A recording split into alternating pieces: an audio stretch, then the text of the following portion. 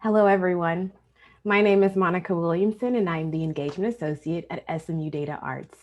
On behalf of our team at SMU DataArts, we appreciate you for joining today's presentation on our latest white paper, Buffering Against Uncertainty, Working Capital, and the Resiliency of BIPOC-Serving Organizations.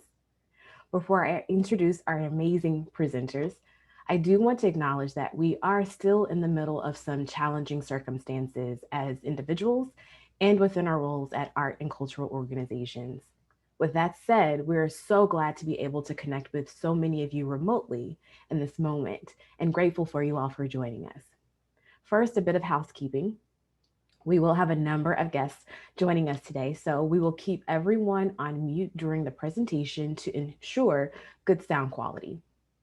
We also ask that you use the Q&A feature where you are welcome to add any questions that you have about the content of today's presentation. Feel free to add those questions at any time. In case you have any technology issues, we do hope that you reach out to our amazing team on the background via our chat feature. We also hope that you do feel familiar with the chat feature, as we will be referring to that at moments during our presentation. And if you would like to activate your closed captioning, simply click the CC icon to turn on closed captioning. You will then be prompted to view closed captions via subtitles or by live transcript, and you will also see a settings tab to make any adjustments that you may need to. Again, feel free to reach out to our team via the chat if you have any questions about any of these features that I've just mentioned. And finally, yes, we will have a recording of today's presentation, and we'll send you a link to that to review later or to share with a colleague who was unable to join. With that, I am pleased to present our presenters, and I'll start with Rebecca Thomas, who is the principal at Rebecca Thomas and Associates. Rebecca partners with philanthropic and nonprofit leaders to expand opportunities for community and cultural vitality. She helps grantmakers strengthen their impact by aligning their capital to organizational needs. She assists nonprofits as they plan for and navigate sustainable change. Nationally, Rebecca leads Grantmakers and Arts capitalization efforts to transform how foundations and cultural institutions achieve sustainability goals through equitable investments and better management. Rebecca comes to today's presentation with 2 decades of consulting experience. She brings field-tested perspectives about what it takes to build resilient institutions in service of their missions. Welcome, Rebecca. And Dr. Zannie Voss is the director of SMU DataArts and the National Center of Arts Research, and a professor of arts management at SMU's Meadows School of Arts and the Cox Business School. She serves as chair of arts management and art entrepreneurship at SMU for 10 years. And prior to joining the SMU faculty, she was a professor at Duke University and producing director for theater previews at Duke, developing and co-producing more than a dozen new plays and musicals, 2 of which ran on Broadway in a national tour. Zannie has published articles examining strategic factors that influence organizational performance and leading academic journals in marketing and management. She currently serves on the board of the International Association of Arts and Cultural Management, TRG Arts, the Dallas Symphony, and the New Orleans Museum of Arts, and TACA. She is a member of the American Academy of Arts and Science Commission on the Arts. I will now shift things over to our presenters, Dr. Zannie Voss and Rebecca Thomas. Thank you so much, Monica, and a huge thanks to Rebecca Thomas for working with us on this project, and to all of you here for taking the time to learn more about it. You'll find that the project and the paper on buffering against uncertainty is largely focused on BIPOC organizations, and so I just wanted to ground the kind of why behind this approach. In part because now more than ever, it's really important to understand the elements of successful strategies that fuel financial stability for arts and cultural organizations with a mission to primarily serve Black, Indigenous, Hispanic, Latinx, Arab American, and Asian American communities. And we know that the COVID-19 pandemic, police brutality, violence, racial injustice have all laid bare the inequities that these communities face. And research has shown that the field as a whole of nonprofit arts and culture hasn't been as inclusive as it should be of communities of color. In numerous markets, We found that the general profile of the arts and cultural workforce underrepresents the communities where the organizations are located. And there remains a significant gap in racial representativeness between arts audiences and the general population. And yet, arts and cultural organizations whose primary mission is in working with the communities of color have largely received far less support, far less recognition, and far less attention from funders and from society as a whole. And so we really wanted to stop and shine a light on what the key differences are in terms of financial stability. Today, we're going to talk about sort of the why and the what of working capital, starting off, and then we're going to share with you the research questions and how we approached answering them, the methodology. Rebecca and I will both share key findings. Rebecca's going to talk about our recommendations, and then we're going to open it up for discussion and for questions. I want to point out that all of the organizations that are reflected in the study submit their data either to a funder through the cultural data profile or via TCG's fiscal survey. So a huge thank you to all of you grant makers and organizations whose time and effort invested in the CDP allows us to share these findings. So what is working capital? It's that sexy topic that I know everybody is always top of mind. I'd like to do a quick chat storm if I can, which just means using the chat button and selecting the option of all and panelists and attendees, so all attendees. So think for your own organization on the count of 3. What's your quick response to this question? If your organization has ever been cash strapped, in a word, what did it feel like? 1, 2, 3. What did it feel like when you were being cash strapped? Just to share your perspectives. You know, if this is something you've experienced, you probably know more than you ever wanted to know about the importance of working capital. And, you know, while few people wake up in the morning with excitement over it, a lot of people lose sleep over it. It can serve as a buffer against uncertainty. When we think of working capital, it's a measure of the organization's liquidity that represents its unrestricted resources available to meet day-to-day obligations. It's ready access to available cash. It excludes restricted and invested funds, but it includes all forms of savings in cash. So organizations have to run unrestricted surpluses to increase unrestricted working capital. And there are different ways that people talk about it, different approaches to calculating, but the simple equation, the most direct way to approach it is the following. It's just unrestricted current assets minus current liabilities. That's how we look at it. A useful way of thinking about this is in terms of months of working capital. It's a metric that shows how long an organization can survive at its current expense size in the absence of revenue. It declines when organizations run operating deficits or when expenses grow, but the level of liquidity doesn't. Why does it matter? You know, throughout this presentation, I'm going to share with you some quotes that are actually from interviews that SMU DataArts conducted in September of 2020 with leaders of BIPOC organizations as part of a very complementary project to this one, looking into high-performing arts organizations of color. Why does it matter? This quote captures it so well.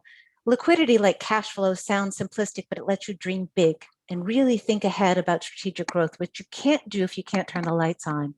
It relieves the not sleeping at night issue and lets you get beyond basic needs. It's where resiliency begins. So healthy working capital gives leaders breathing room. You know, faced with uncertainty or the prospect of loss, organizations with adequate savings can plan for the best path forward, knowing that a deficit isn't going to put them out of business. They have cash to keep operations flowing smoothly, to navigate temporary or unpredicted shortfalls in revenue. They can be resilient and adapt to change, whether that be internally or changing community needs or in the environment to remain relevant. So here's the question that we wanted to know, a first question about working capital. And this is a paper that you can find on our website. And the question was from 2016 through 2019, so heading into the pandemic, when the economy was strong, Did arts organizations take actions to build liquidity levels that could buffer the storm brought on by a pandemic? So we turned to the CDP data and we said, let's look at both the mean, the average, as well as the median, or kind of the midpoint in a range of data. What are the trends for over 1,000 organizations that completed the CDP survey every year from 2016 through 2019? And the finding is that most arts and cultural groups actually had inadequate working capital heading into the pandemic. The overall average of 5 months is kind of misleading. It's being skewed by reflecting a very high levels of working capital concentrated among a small number of large institutions. The median figures, again, this is the midpoint in the range. It tells us more about the experience of the majority of organizations.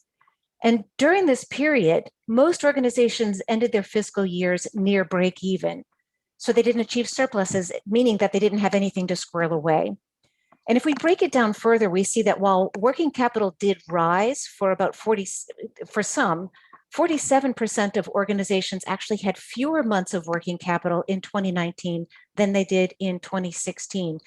And for many others, working capital was relatively unchanged. So the median in 2016 was 1.5 months and the median in 2019 was 1.5 months. This was in a pre-pandemic Goldilocks economy, and yet working capital was still remarkably low. So when I think about this, I encourage organizations to go back and to think about what was your organization's trend heading into the pandemic. A second question we asked was, how well prepared were arts organizations that primarily serve Black, Indigenous, and people of color communities through their mission-related work compared to peers that do not self-identify as primarily serving a community of color? We looked at the same pool of organizations, looked at the same approach of looking at trends 2016 through 2019, and there were 322 BIPOC serving organizations and 702 non-BIPOC organizations nationally. And here's what we found, broken down by size, is that the majority of BIPOC serving organizations were more liquid than their non-BIPOC peers. And we see that among small organizations of every ilk, they had higher working capital. So it was about 3 months of working capital across the board. However, as you increased in organizational size, the gap between BIPOC serving and non-BIPOC serving increased, where the BIPOC serving organizations became increasingly more liquid than their non-BIPOC peers.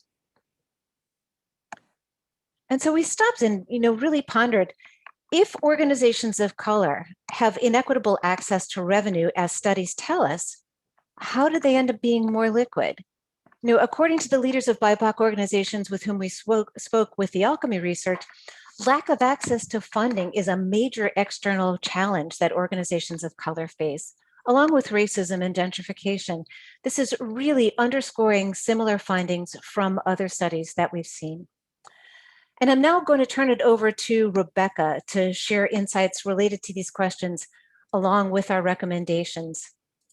Rebecca? Thanks, Zannie. Can you hear me all right? Can hear you great. Thank you. Great. Super.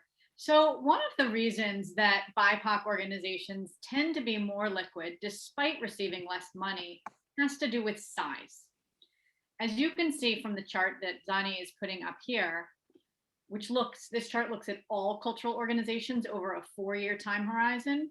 Small organizations carry more working capital than mid-sized and larger ones. They tend to have up to 2 months more working capital on hand. So if you look at the 2019 data, you would see that small organizations on average had about 3 months of working capital, whereas larger ones were getting by with just 4 weeks of working capital.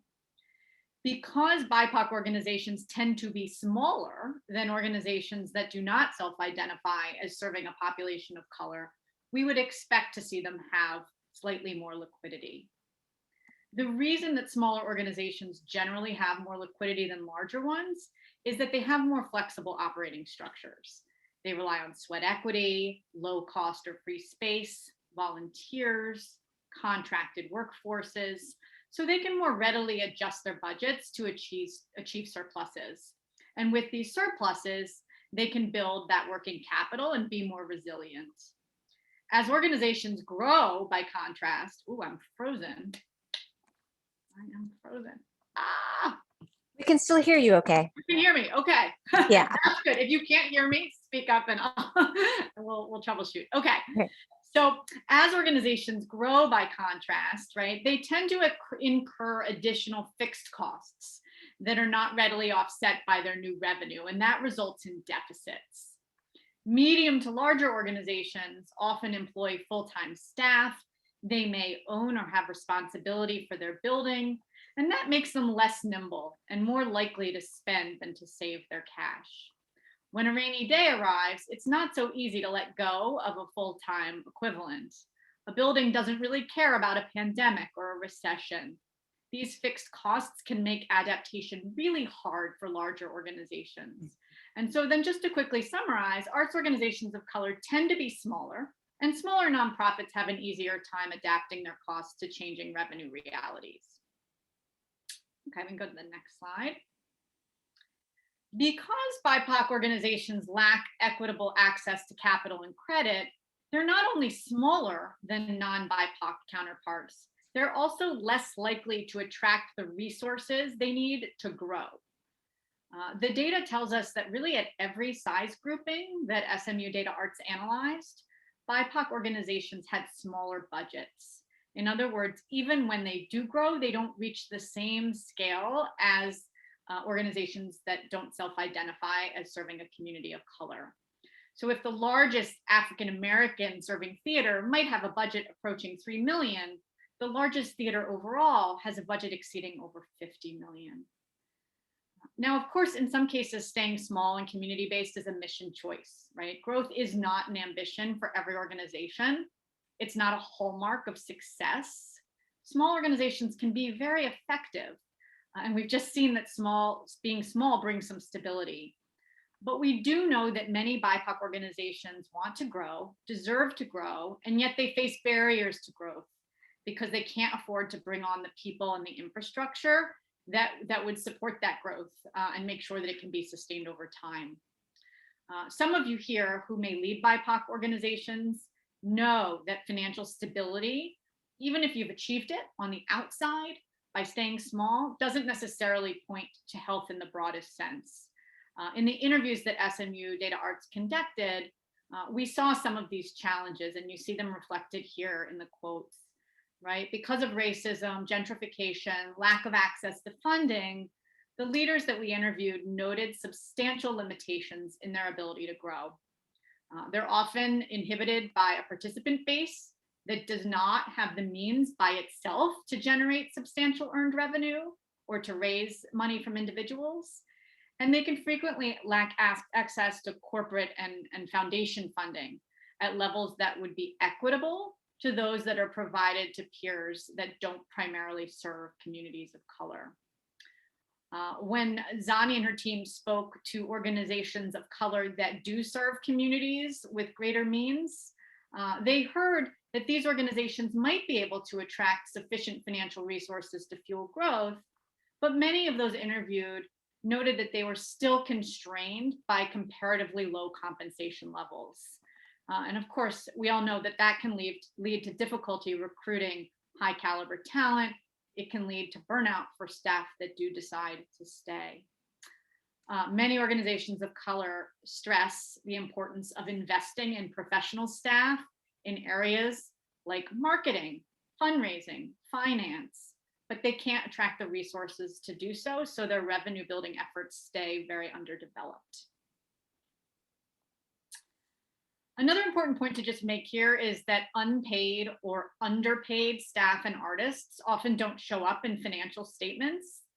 When these costs, these hidden but very real costs, don't get counted, organizations look smaller than they actually are.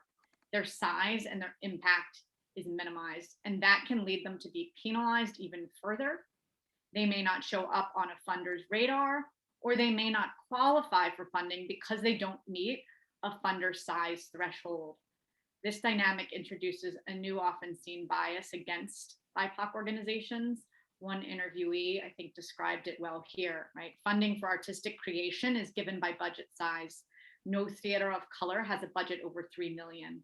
Until we reach 5 million, we don't get access to new work development support. There's an inherent bias against providing organizations like us with support. Okay, so despite inequitable access to revenue and capital, the data tells us that BIPOC-serving organizations have a strong track record of living within their limited means. From 2016 to 2019, the average BIPOC organization demonstrated an increasing trend of unrestricted surpluses. This really contradicts any historical perception, any racial bias that BIPOC-serving organizations are more of a funding risk, or that perhaps they can't manage their finances as well as larger non-BIPOC organizations. Many arts leaders of color are very savvy financial managers. They have had to be. So just to quickly summarize before I move on to recommendations, BIPOC organizations, we know from many studies, receive less of the revenue pie. They're more likely to stay small, which means they can take decisive action to contain their costs and build their savings. That ability to remain nimble is good news, but exclusion from equitable access to revenue and capital means many BIPOC-serving organizations that want to grow are denied their agency. Their adequate liquidity has often come at the expense of adequate investment in infrastructure and people. With limited access to cash from lenders and funders, the resiliency of too many of these organizations largely depends on their self-reliance and their deep community ties. Okay.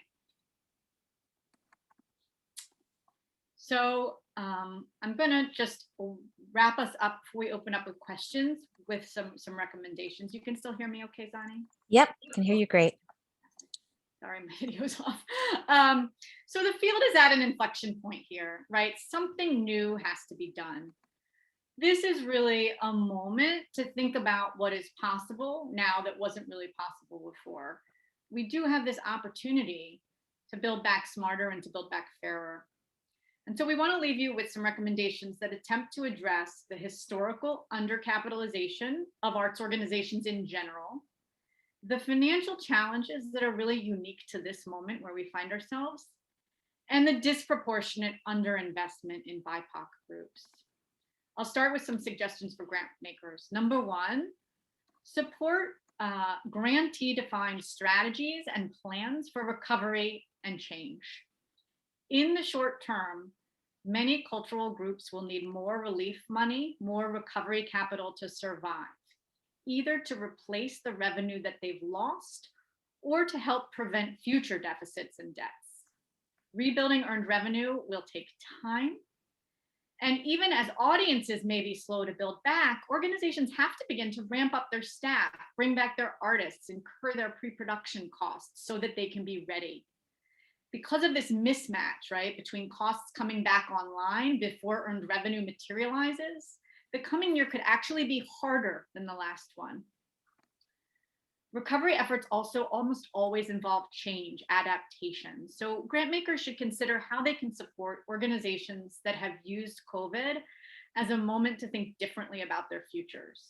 Those who are really redefining how they relate to staff and artists, how they engage with their communities, right? Know that it will take in-depth planning, trial and error, and time to figure out new strategies and new models that align emerging community needs to sustainability goals. My second recommendation is to invest in capacity building. Many small cultural organizations will need to bring back or invest for the first time in the people and the functions that can strengthen their long-term financial health. So provide, if you can, flexible multi-year capacity building funds for staff positions and salaries so that organizations can address inadequacies in pay and gaps in human capital, particularly in some of those underfunded areas like fundraising, marketing, and finance. Consider these investments before encouraging program growth. Number three, reinforce new business models with general operating support. as organizations emerge from the pandemic, changed and possibly smaller, they will need a mix of flexible support from earned and contributed sources. And that support will need to cover their full costs year in and year out. Grant makers can signal trust in their grantees by making unrestricted operating grants for longer periods of time. You know, it's understandable that many institutional funders are loath to create dependency, but organizations will always need general operating support as part of their revenue mix, whether it comes from the same loyal funder or from a group of funders in rotation. During the pandemic, so many grant makers untied the strings that were historically so difficult to loosen. It's had a great impact. It's really saved so many organizations from the precipice, and we really shouldn't look back. Number 4, contribute to savings by seeding or growing cash reserves. Once all of the recovery work and the business model work has been addressed. The pandemic presents grant makers with an opportunity to support liquidity building efforts in addition to funding strong programs. Cash reserve building, it comes next, right? It comes after organizations have again figured out a way to achieve reliable surpluses so that they can maintain their new savings. These are the reserves that the data showed we didn't have heading into this pandemic. These are the reserves that help us navigate the next rainy day, the next moment worthy of experimentation and change. Okay, for those of you who are here today as arts and cultural leaders, first we would say, make sure you continue to evaluate your financial risks. You have probably already had to do a fair amount of cash analysis and forecasting, and you're going to need to keep doing it as long as conditions are shifting, right? What is your runway? Can you afford a cash loss for the next 3 months? What about a deficit for the full fiscal year? It's important to prepare, monitor, and use a cash flow forecast that shows predicted and actual receipts versus expenditures on a rolling 12-month basis, particularly if you are here today as an organization with just a few weeks or months of cash on hand. It's a great tool for helping you make decisions proactively to reduce your cash burn and extend your runway. The second recommendation we have is to make sure that as part of your budgeting process, you're developing a few scenarios, a few alternative pathways for your current fiscal year or your upcoming fiscal year. I typically encourage my clients to think about developing 2 meaningfully different scenarios. If you try to do too many more than that, you don't always get a whole lot more value for the time that you need to put into this kind of thinking. Both of your scenarios should be conservative. It's usually easier to adjust if you exceed your numbers than if you miss them. Both of your scenarios should take stock of public health developments as well as internal changes that may lead you down a different pathway or toward a different direction. Your scenarios also should be informed by how much cash you have on hand still, and therefore how much risk you can tolerate and take on, right? Your plans to add back staff before program revenue materializes will need to be calibrated to your access to resources. The other thing I want to say here is that your scenarios should show how you will get your organization back on track again to generating surpluses and down the road replenishing reserves, even if the operating environment is still constrained. This is not the time to abandon budgeting to surplus as a best management practice. Number 3, plan to redo your plans. You will not get it right. Your board approved budget and your additional scenarios won't go according to plan. And that is perfectly okay. Uncertainty in this environment is a given. It's really important to monitor your plans regularly and be ready to implement that plan B. You can do this by regularly tracking your actuals against budget and then periodically reforecasting your budget as soon as you know you need to, particularly if you miss or exceed a major milestone or target. And then finally, it's never too early to start setting savings goals. Assemble your board and begin the discussion about what might be realistic for your organization in this moment in time and over the next few years. Building back working capital takes years, so it's critical to be patient. If you're an organization that doesn't have any cash on hand right now, you're down to the last few weeks, you might want to prioritize building up a couple of months of cash over the next few years, right? Putting a surplus target into your budget so that over time, you can begin to replenish that working capital and get to the point where you have 2 or 3 months of liquidity on hand for cash flow management and for risk management. Great. Thank you, Rebecca. I'm sorry, we're going to have recommendations for equity. Oh, I'll do these super quick and then we'll jump to questions.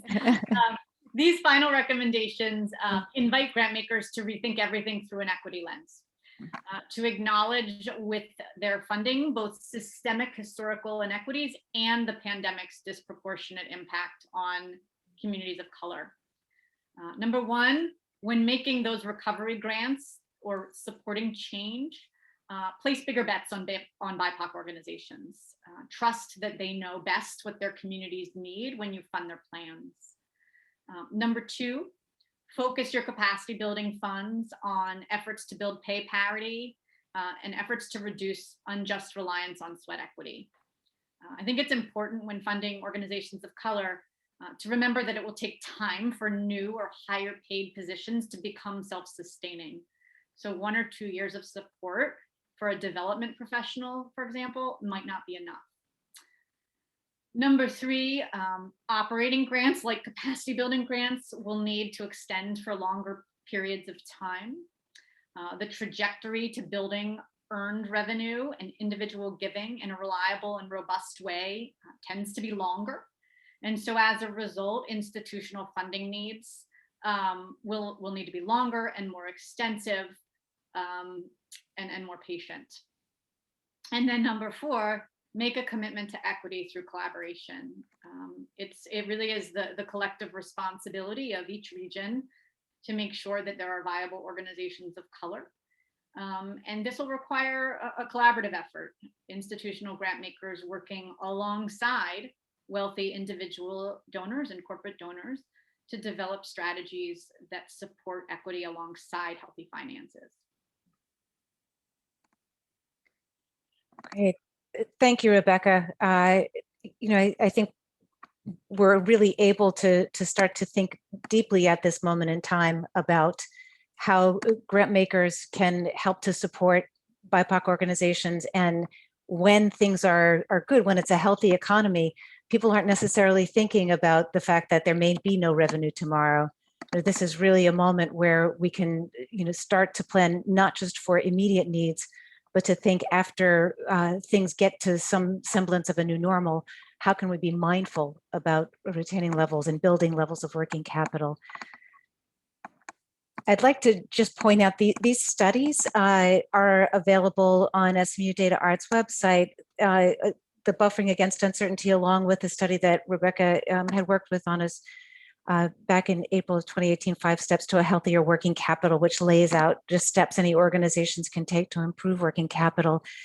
I did want to stop and say thank you again for the time and effort to all of you who enter your data. This is your CDP data at work. And I know we have a couple of questions. I'm going to encourage you to use the Q&A function to submit questions. I'm going to turn the screen share off, but I did want to say thank you to all of you. If anyone does need to get off the line early, for joining us today. We're happy to share these research insights. So Rebecca, we've got a couple of questions here. A first question that came in, let's see, from Lindsay. So do trends in contributed revenue for small organizations, which more often organizations led by or serving people of color, does that structure play a role in liquidity as well? So donations versus grants versus planned giving. I'm happy to share thoughts, but Rebecca, what's your initial response? Yeah, I mean, I don't have good data on that, Zannie. I mean, I do think that small organizations of color tend to rely more on contributed revenue, typically from institutional sources, because it's harder to raise funds oftentimes from audiences, from communities, and from individuals. I don't know that I can correlate that directly with the higher levels of working capital that we see. I think that trend tends to be more connected to size, which is this ability to be flexible, this ability to be nimble that we often see with organizations that are very small because they're not paying full-time staff and because they don't have a lot of fixed costs or fixed assets. I can share from studies that we've published looking at trends in contributed revenue that, again, to Rebecca's point about small organizations, the small versus medium versus large, the small organizations, one characteristic is that as organizations increase in budget size, they tend to diversify revenue sources. So for small organizations, most of the revenue, the contributed revenue, is coming in this year to be used this year for this year's expenses. So there's less like net assets released from restriction, that's revenue that had been sitting there from prior years. There tends to be about the same level of support covering expenses from trustees as across the board. Corporate giving tends to be no more than about 2% of any organization's budget, regardless of budget size. So there tends to be more support coming in total from contributed revenue, but the key areas where there are differences tend to be with individual giving, foundation, and government, more so than others. And another question, let's see, from Ann Dunning. Do you know if there are differences in levels of working capital based on the age of the organization? So I'll share that we had not kind of sliced and diced these findings along the characteristic of organizational age, but I want to read the rest of the question. Given the discussion of working capital in the sector in recent years, I wonder if organizations established more recently are prioritizing working capital more so than older organizations.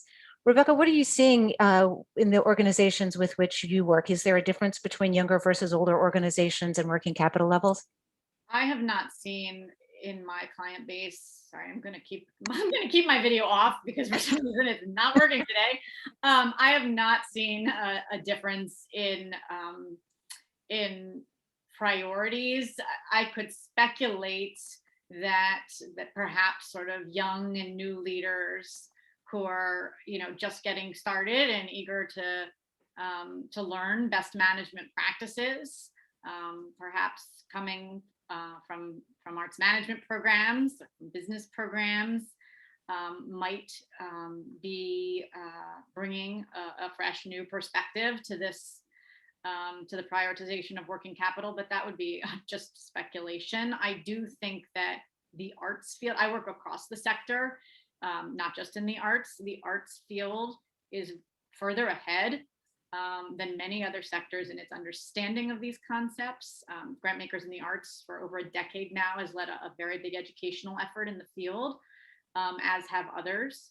And so I think that there is beginning to be a deeper appreciation and understanding of the value of good financial management, of surplus operations, the accumulation of cash. When I started doing this work 20 years ago, it was very common to see funders penalize organizations for having too much cash on hand.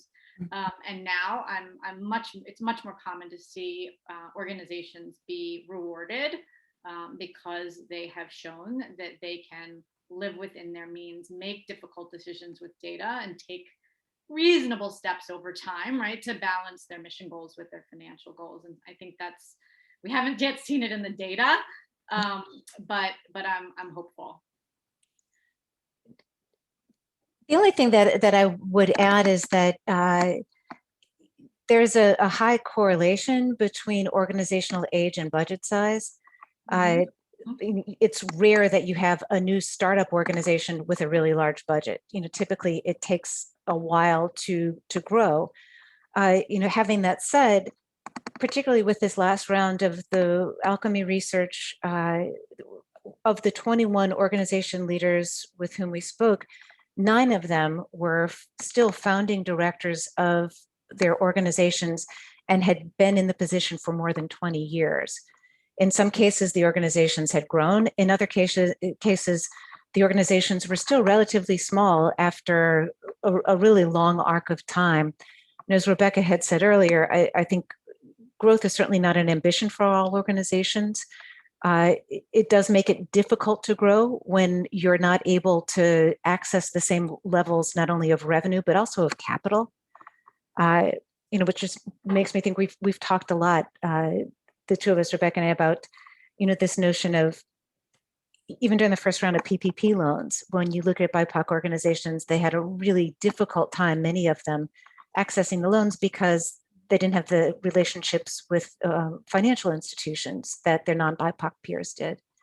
So sort of what is the larger realm of kind of a white supremacy culture that makes it really difficult for BIPOC-serving organizations to get access to the same, not only revenue, but access to the same capital. And when I think of that, it's, if you can't get money from a bank easily, if you can't get it from external sources, I think part of, you have to be self-sufficient. You have to be responsible for creating your own working capital through surpluses, because there's not an alternative. There's not another source to rely on.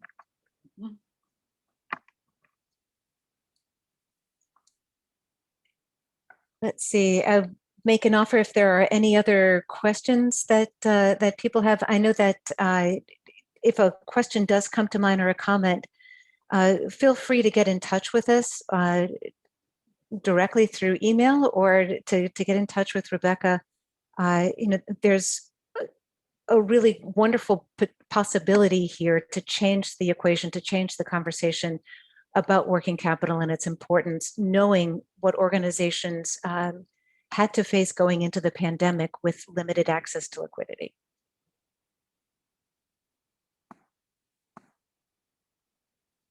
Any final thoughts to share, Rebecca?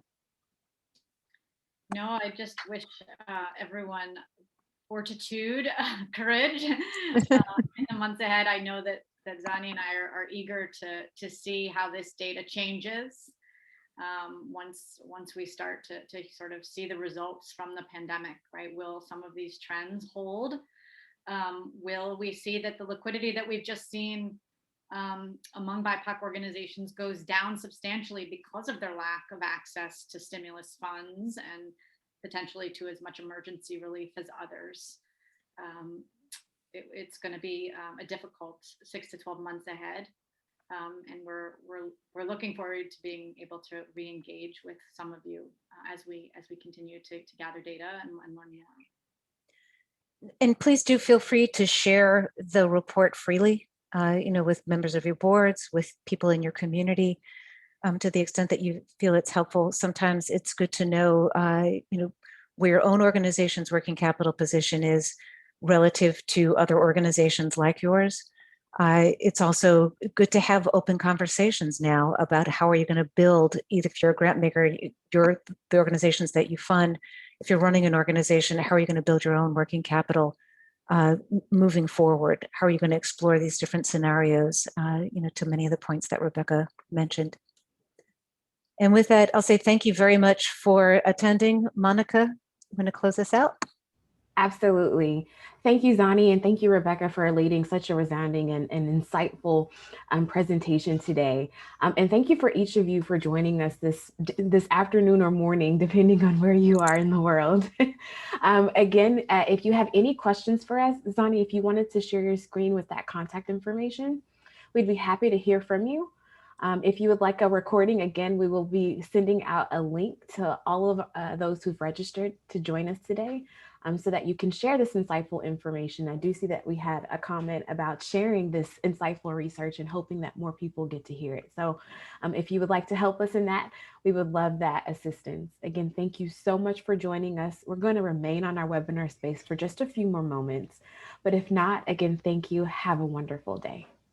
Thank you, everyone, and thank you, Rebecca.